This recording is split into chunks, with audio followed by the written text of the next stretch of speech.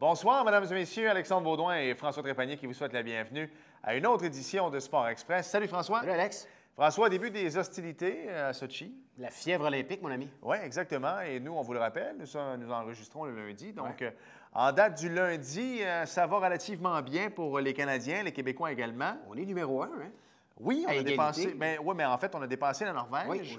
Alors, écoute, en boss, Michael Kingsbury, Alexandre Bilodeau, les sœurs du Four-la-Pointe également. Quelqu'un qui ne connaissait pas ces filles-là, Alex, maintenant, je pense que tout le monde les connaît. Je pense qu'on connaissait, on avait déjà entendu les sœurs du Four-la-Pointe parce qu'on savait qu'elles étaient trois et que leur carrière allait relativement bien. Elles avaient une bonne saison, mais non, je pense qu'on les a jamais autant vues que depuis en fin de semaine. Écoute, je les suivais sur Facebook, moi, depuis quand même assez longtemps. Il y avait 5000 amis. Ils sont rendus, je pense, à 105 000. Exactement, oui. Ça a grimpé en l'espace de quelques heures. Ouais.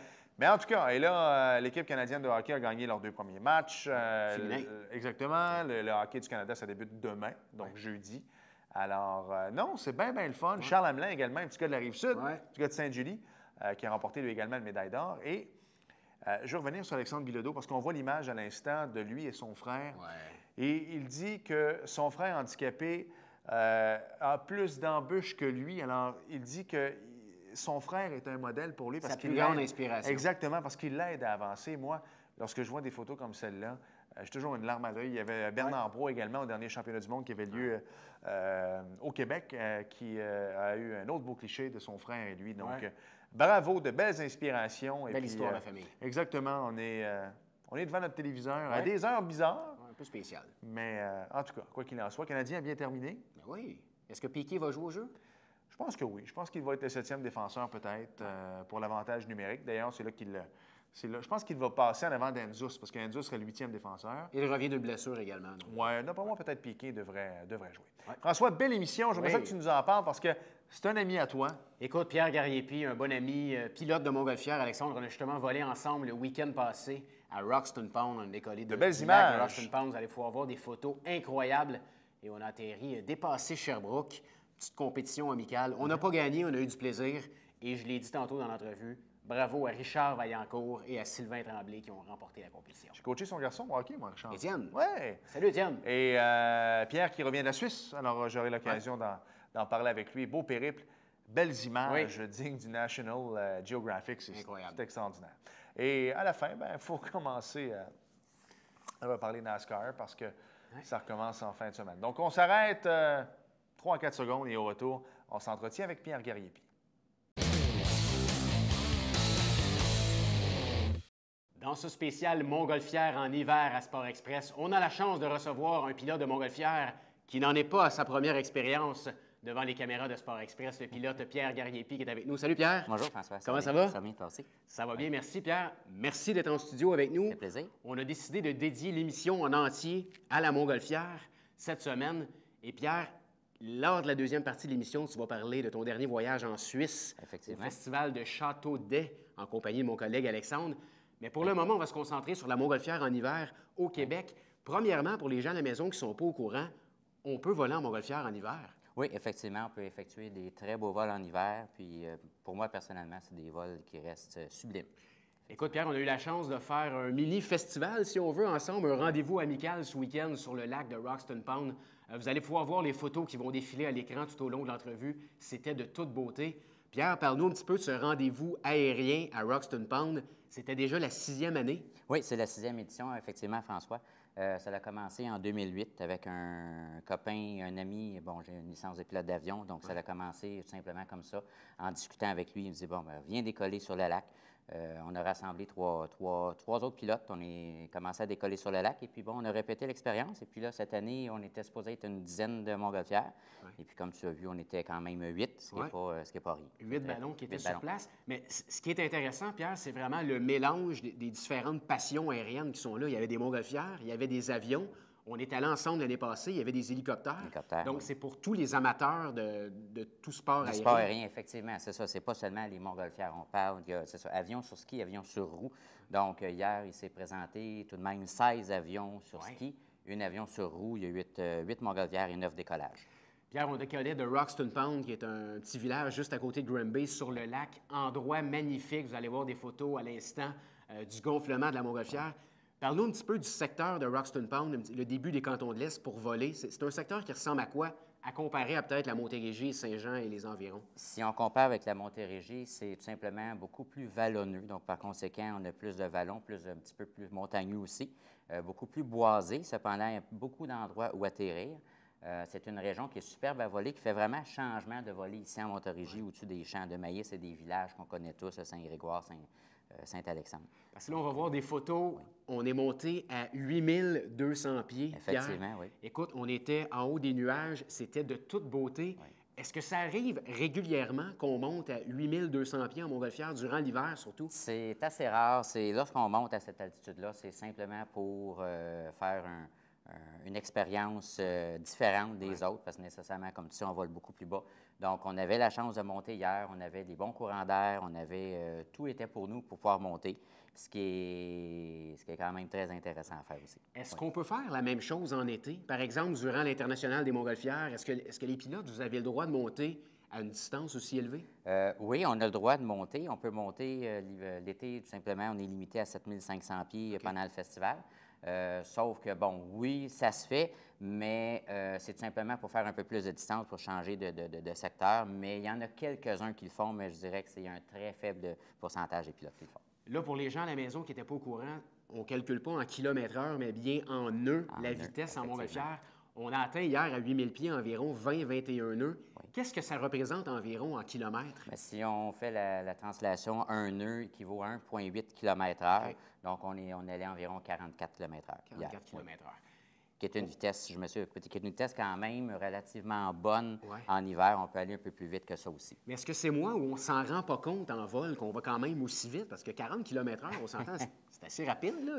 On passe dans une rue ici, la rue Richelieu, par exemple, on est à 40-50. C'est assez rapide en ballon. Effectivement, c'est très rapide. C'est assez rapide en ballon. Cependant, on ne s'en rend pas compte parce qu'on se déplace à même le courant d'air et la masse d'air. Donc, on va la même vitesse que la masse d'air. La seule chose qui fait, c'est le paysage qui défile sous nous. Ouais, et les nuages. Assez rapidement. Assez rapidement, effectivement. Pierre, parle-nous un petit peu. Il y a eu le rendez-vous, la Coupe des pionniers cette année durant le rassemblement de Roxton Pound.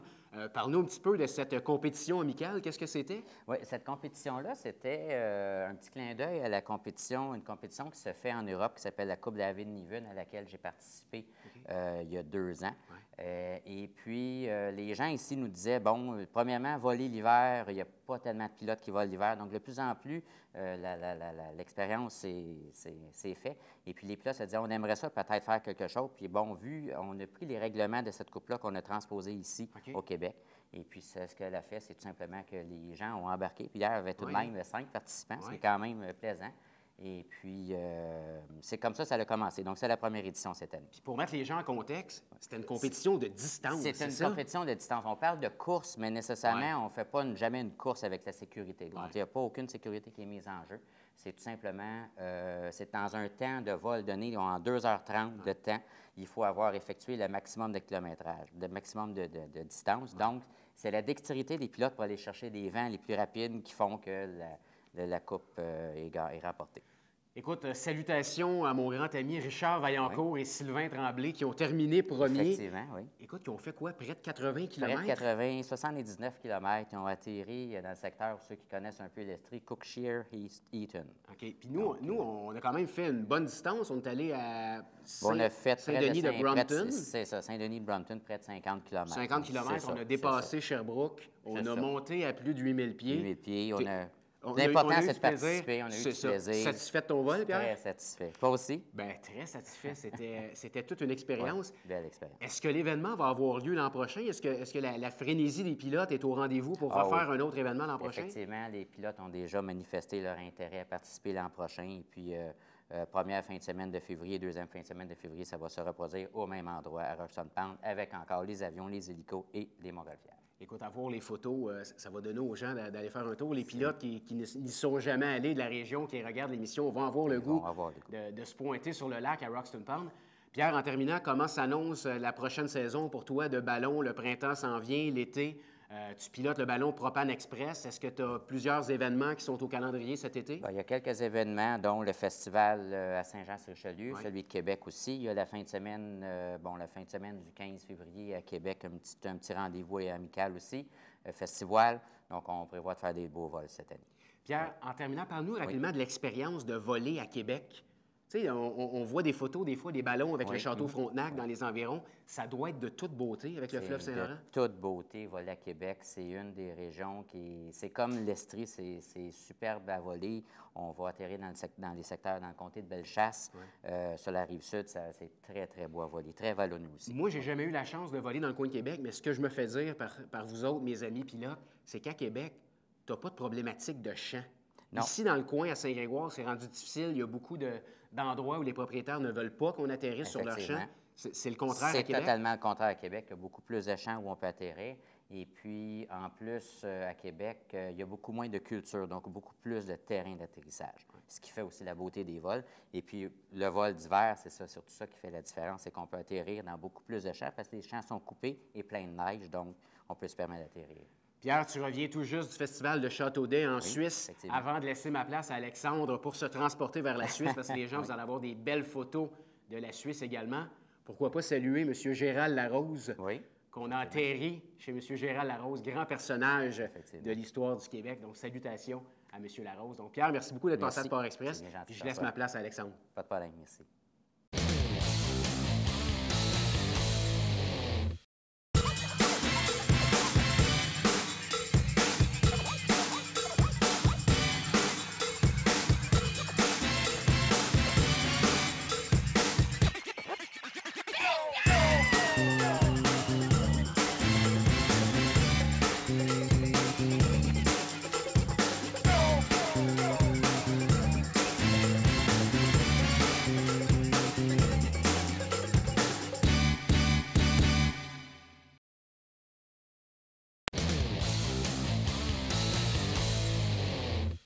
On poursuit notre spécial Montgolfière. Puis moi, Pierre, je vais le dire, avec un des grands pilotes au Québec et même au Canada, donc Pierre Guerrier. Puis Pierre, tantôt, on en a parlé en terminaison avec François de ce périple en Suisse. J'aimerais ça que tu nous en parles un peu parce que moi, je te suis sur Facebook et je dois t'avouer, coudonc, tu es quasiment rendu là en toutes les 2 ou 3 semaines. Ça a commencé comment d'aller voler en Suisse? Cette passion-là, après ça, que tu as découvert avec les gens là-bas, puis de poursuivre tes aventures?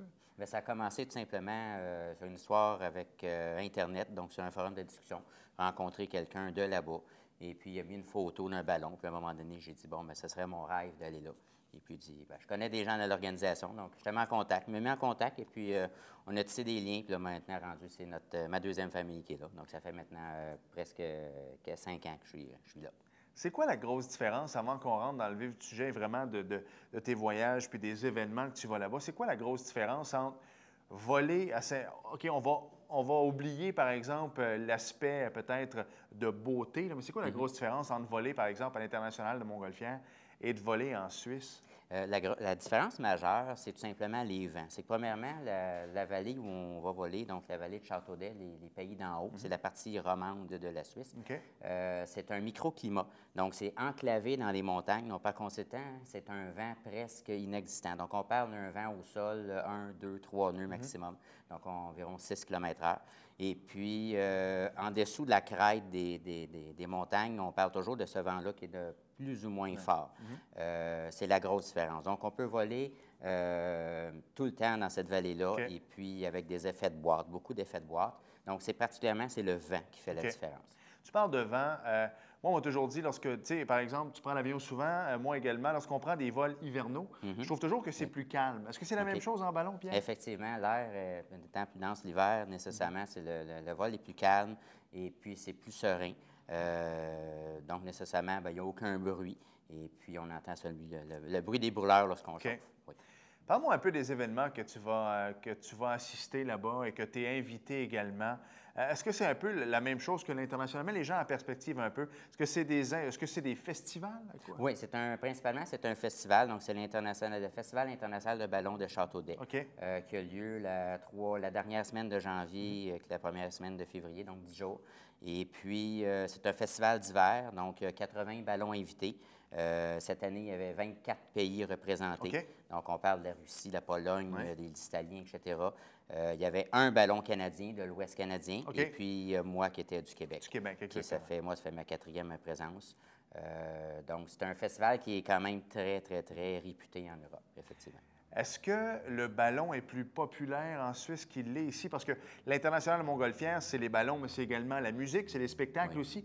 Comment est-ce qu'on vit ça là-bas? Là-bas, la différence majeure, c'est que la communauté vit ballon. Donc, ce n'est pas comme ici des spectacles à tous les soirs avec des manèges et des jeux, des restaurants.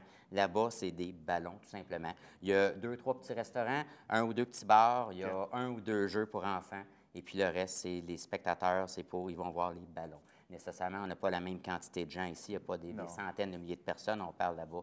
Lorsqu'il va y avoir une assistance de 20, 25 000, 30 000 personnes, c'est une belle assistance. Mais c'est des gens avec des caméras qui sont intéressés, qui demeurent la journée à côté sur la clôture à regarder des ballons. Qui ne font que regarder ça. Qui ne font que, oui, effectivement. Tu sais, lorsque les Européens parlent du Québec, tu le sais, là, c'est toujours le caribou, la neige et tout ça, les igloos. Mais moi, quand je regarde tes photos et l'image que j'ai de la Suisse, c'est drôle, hein? Au travers de tes photos, Pierre, j'ai reconnu mes images. C'est très, très rustique. C'est beau, c'est incroyable. Oui, c'est comme nos livres d'histoire quand on était jeunes. Donc, les chalets suisses dans les montagnes, Heidi, c'est exactement la même chose. Mais là, on parle nécessairement de la vallée où on est. On est dans la campagne, nécessairement. Lorsqu'on est dans les grosses villes, Genève, Lausanne, c'est pas du tout, c'est totalement différent. Mais dans les vallées, effectivement, c'est la toute beauté. Parle-moi, parce que souvent, quand on voit des images comme ça, on se dit toujours, on ne peut pas s'en lasser. Tu sais, tu vas aller dans le sud des palmiers, tu ne pourras jamais t'en lasser. Les images qu'on voit présentement à l'écran, Pierre, ça va être la 2e, 3e, 4e fois que tu voles là. Encore une fois, tu dois... Tu sais, un champ ici à Saint-Jean, c'est un champ. Mais de voir ces images-là, ça doit être extraordinaire. C'est extraordinaire, on s'en lasse pas. C'est vraiment, même moi qui ai la chance d'y aller régulièrement. À chaque fois que j'y vais, à chaque fois que je suis dans les airs, c'est les montagnes, je les admire, la mâchoire me décroche à chaque fois. C'est de toute beauté. C'est calme, c'est très belle place. Parle-moi un peu du coût. Est-ce que c'est... Parce qu'on sait que la Suisse, bon, c'est très dispendieux, là, mais est-ce que c'est à peu près la même chose? Les gens ont quoi? Ont un prix d'entrée? Comment ça fonctionne là-bas? Là-bas, effectivement, sur le site, on a un prix d'entrée. Donc, c'est payant seulement les fins de semaine. Donc, les fins de semaine, samedi, dimanche, c'est payant. Le coût d'entrée, je m'abuse, est d'environ 15 francs suisses, donc environ une vingtaine de dollars canadiens. Ce qui est semblable à ici, Ce qui est semblable à ici. Cependant, il faut seulement regarder des ballons. C'est ça, il n'y a pas d'autre chose. Il n'y a pas d'autre chose, c'est ça. Et puis, l'organisation vend des envolées qui sont plus chères qu'ici parce que le coût de la vie est totalement différent. Donc, on parle presque pas loin du double du prix d'ici. Mais encore là, sans vouloir rien enlever au champ qu'on a ici et à l'expérience ballon, ça vaut peut-être aussi quelques cent dollars de plus ça vaut, pour effectivement, voler. Ça vaut la peine. C'est ça, sans enlever. C'est plaisant de voler ici, c'est plaisant de voler là-bas, mais c'est sûr qu'il y a une différence entre les deux. Exactement. Parle-moi un peu des équipements que tu dois... En fait, quand tu pars et tu t'en vas en Suisse, tu n'en vas pas juste là avec ton ballon. Ça doit être important de partir avec... c'est ça. On a quand même... moi, premièrement, là-bas, je suis pilote sur le ballon du commanditaire majeur, qui est Honda, Asimo. Oui. Le robot Asimo, qui est une forme spéciale. Et puis, nécessairement, le ballon vient avec ses propres équipements et instruments de vol. Et moi, j'amène les miens aussi. Parce que moi, nécessairement, je travaille en pied et non pas en mètre. Donc, moi, j'amène les miens pour être sûr de être sécurité, ça. Pour avoir les équipements en double dans le ballon. Donc, il y en a un qui tombe en panne, mais j'ai le mien en supplément. Tu dirais à quelqu'un, par exemple, que tu viens de Montréal, du Canada, mais de l'International de Saint-Jean-sur-Richelieu. Est-ce qu'on parle de l'International, justement, à l'International? On parle du festival ici. En Suisse, on parle de Saint-Jean-sur-Richelieu. On me connaît de Saint-Jean-sur-Richelieu. On sait que c'est le plus gros festival au Canada. Beaucoup de gens aimeraient venir ici, mais nécessairement, là, c'est toujours les problématiques de transport. C'est sûr. C'est effectivement le cas. Mais oui, effectivement, on parle de l'International. Donc, on parle de l'International, on parle un petit peu de Gatineau aussi. Je veux que tu me parles un peu, parce qu'il y a eu une traversée du monde, en fait, en ballon. Oui. Et puis ça, c'est un Suisse. Un des deux personnages, c'est un Suisse et un Anglais également. Un Suisse et un Anglais, donc Bertrand Piccard et Brian Jones, qui ont effectué le tour du monde en ballon. Effectivement. C'est quoi la différence entre les ballons que l'on voit et celui qui va partir, ou ceux qui vont partir justement pour un périple à travers le monde comme ça? Ça ne doit pas être la même nacelle? Ça doit être différent? Premièrement, c'est une nacelle pressurisée. Okay. Et puis, ils ont utilisé ce qu'on appelle une rosière. Donc, c'est un mélange ballon-gaz, ballon-air chaud. Et puis, tout était pressurisé. Ils ont fait le tour du monde en 20 jours. Donc, non, on continue. Oui, donc je m'excuse. Donc, eux, ils ont descendu, ils sont partis de la Suisse, ils ont pris des courants d'air vers le sud, et puis au-dessus de l'Afrique, ils ont pris le courant en jet, puis ils ont fait par la suite le tour du monde. Ça a bien été? Ça a très bien été. Ils ont réussi leur exploit après leur 3e essai, donc c'est pour ça que le ballon s'appelle le Brightening Orbiter 3. Exact. Exactement, commandité par Breitling, bien sûr. Question qui n'avait même pas rapport, Pierre, mais que je viens d'allumer.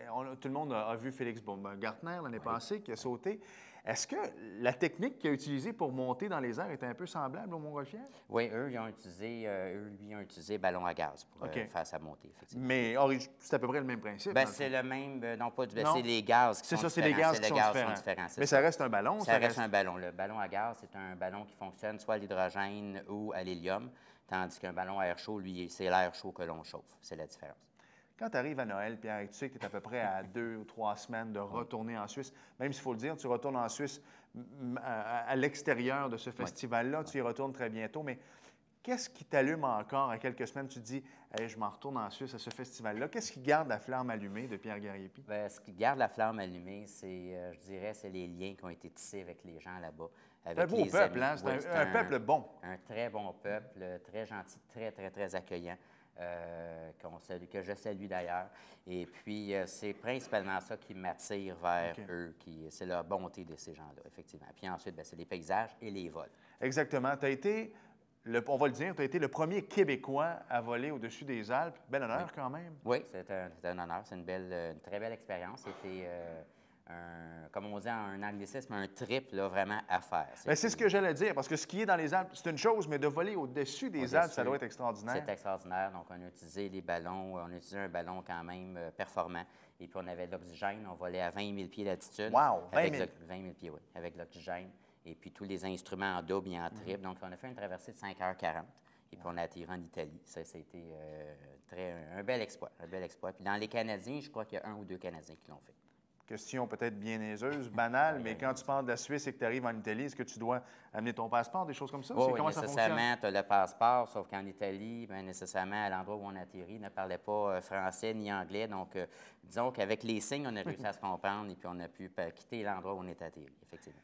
Pierre, je m'en voudrais de ne pas t'en parler. Un petit 30 secondes en toute fin de Michael Schumacher, parce qu'on le sait qu'il a établi sa vie, sa maison, sa famille en Suisse au cours des dernières années, lorsqu'il a pris sa retraite de la Formule 1.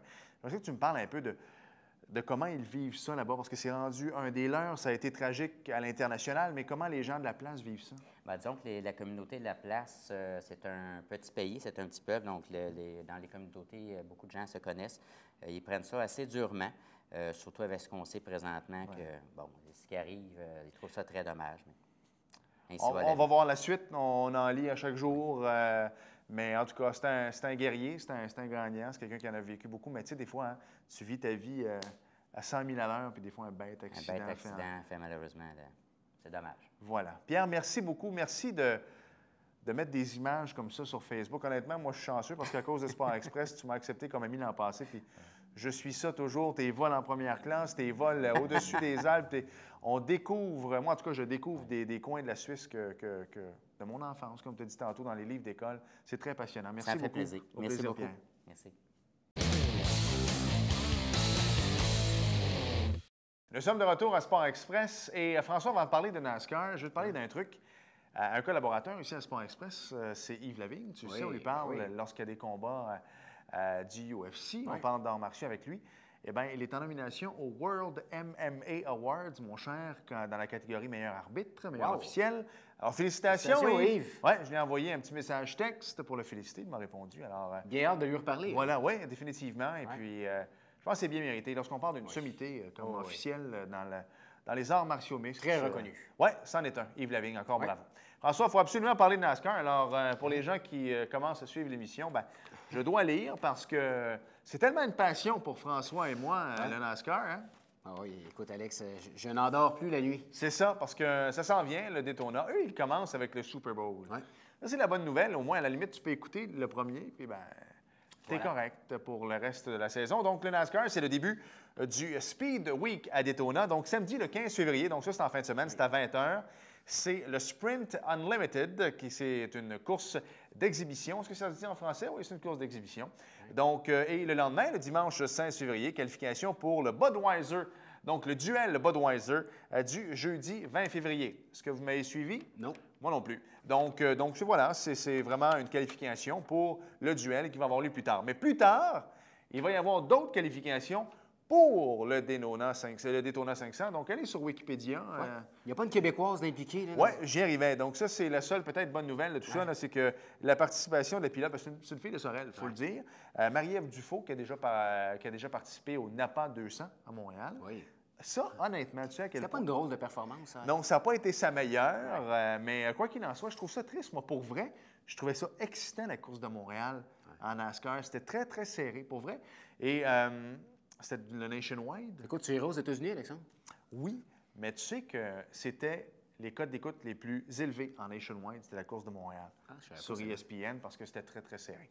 Et donc, ça, c'est la série ARCA. Ça va avoir lieu samedi le 15 février à 16h15. Ça va être à la télé, ça? Oui. Ouais. Sur Speed Channel, voilà. Je pense que je vais aller m'abonner. T'es pas abonné à Speed Channel? Moi, je le suis pour les qualifications, pour vrai. Il reste 5 secondes. Merci, François. Je vais aller le faire à l'instant. Ouais. Merci à vous d'avoir été là. À la prochaine. Bye-bye.